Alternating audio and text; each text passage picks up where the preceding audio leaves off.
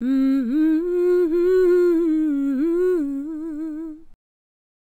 everyone, Crowbeak here. Welcome to the first video in my Let's Talk About Game series. Each episode will focus on a specific game, usually an indie game since that's mostly what I play, and things about the game that I think are worth talking about. For this first video, I'm going to talk about Downwell, which is probably the most awesome game I completely missed in 2015. It has the soul of classic Contra coupled with the frantic falling pace of Pitfall in procedurally generated stages. The only controls are left, right, and what I'm going to call boots, because the third button jumps if the player is standing on solid ground, and fires the player's gun boots otherwise. Movement is a joy in Downwell, with an amazing amount of depth thanks to the gun boots. From a standing start, the player can jump all the way from one side of the well to another. Rebounding off an enemy only lets the player go so far, but the gun boots have recoil. This allows the player to temporarily halt downward movement and travel a bit farther sideways if they need to. That comes at the cost of ammo, meaning that this tactic can only be used for so long, but ammo is recharged as soon as the player lands on anything, enemies included. Some enemies can't be landed on safely though. Using up ammo to hover makes the player more vulnerable to those enemies. However, choosing not to hover can leave enemies in the player's wake that will follow them, coming at them from above, and the gun boots only shoot downwards.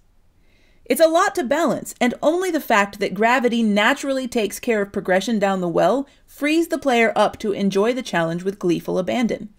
The game being a roguelite, with a T, having procedurally generated stages and limited random power-up choices in between, means that players will have to make those decisions on the fly every time they play.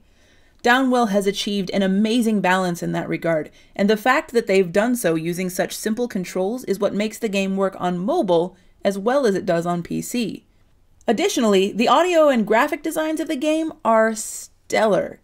Now, when I say that, I don't mean I love this retro aesthetic. It does have a very nice retro look, but I'm talking about how the audio and graphics support the gameplay 100%.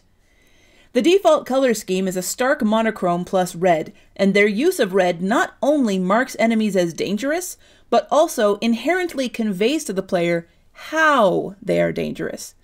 If an enemy can be jumped on safely, it will have red shadows along the bottom of its parts. If an enemy can't be touched, it will just primarily be red. This facilitates snap decision-making on the part of the player, even if they've never seen an enemy before. They might not know how the enemy moves or if it's resistant to bullets, but they do know how they can safely approach defeating it.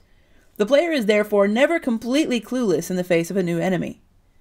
Most of the game's unlocks are different color schemes in a variety of flavors, and although most of them look very nice, I have so far found that the default scheme is the best to play with. None of the others, not even the stark monochrome plus blue or green varieties, make it so easy to see what's going on so quickly.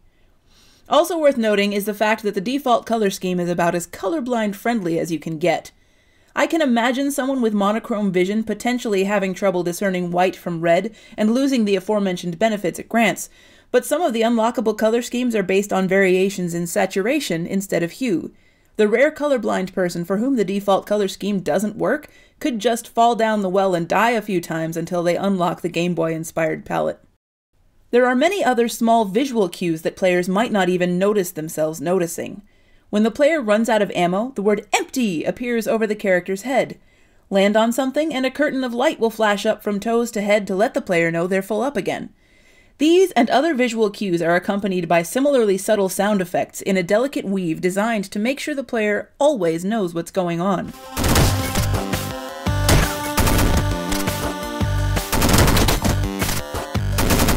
The only other game I can think of for 2015 that pulls this off so well is Assault Android Cactus. As for flaws, yeah, good luck finding any. This game is so well crafted that I've got nothing. The fact that it's only $3 on Steam is bat-dren-frelling crazy, and there's no excuse not to get it. It kills me that I had 2 chances to play Downwell at events last year and never made time for it. Don't make the same mistake I did, go get it. If you've already played Downwell, leave a comment to share your thoughts on it. And if you like this video, please consider hitting that like button, subscribing to my channel, or sharing the video.